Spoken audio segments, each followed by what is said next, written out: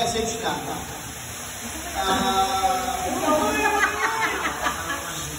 Again, this is our third outing from the Kabayan who may masikip na daan, plus the Boso-Boso, and this is the third Akalan.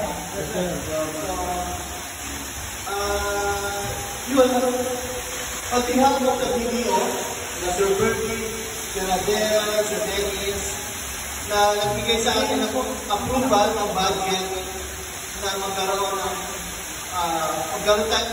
ganitong pagtitipon. So, para sort of refreshment, para tawag doon, ating maisipan sa for a year na pagtatrabaho natin sa Alveron.